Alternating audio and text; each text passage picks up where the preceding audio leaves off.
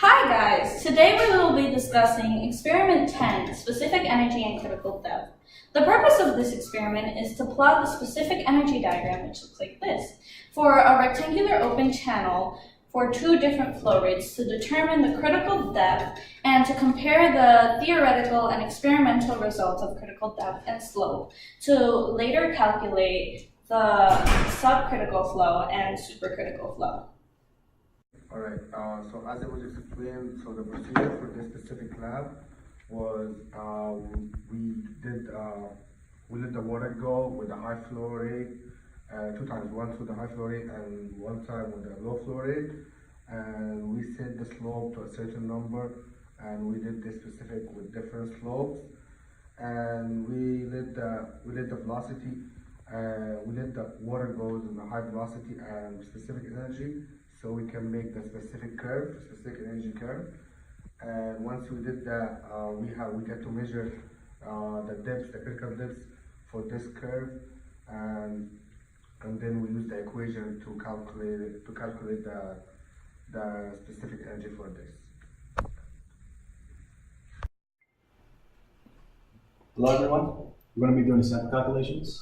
Now it's important to note that delta H is measured, the width of the flume is given, and so is this equation for finding the flow rate. Now SO is measured in the lab, it's given to us in a fraction, and then just converted into a decimal, which is what this table is. Y is also measured, and it's the depth of the channel. And using the depth of the channel and multiplying it by this value for the width of the flume, you get the area. Now we can find velocity just by expressing it as the flow rate over A. So we just take this given equation and divide it by our previously determined A value. Once we have that, we need to determine this value, which is just going to be our velocity squared over 2 times the gravitational acceleration.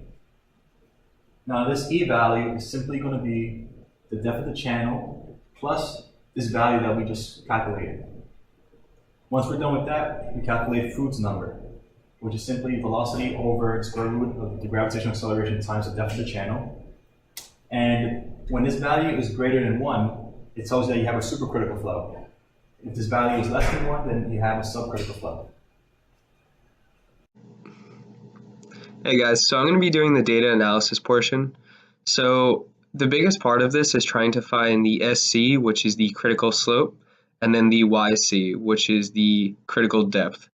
And then you're going to plot those onto the graph that you see on the right over here, and you're going to be coming up with two values. One is going to be a low flow and one is going to be a high flow.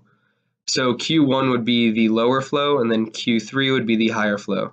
And that is the biggest portion of this lab for the data analysis section.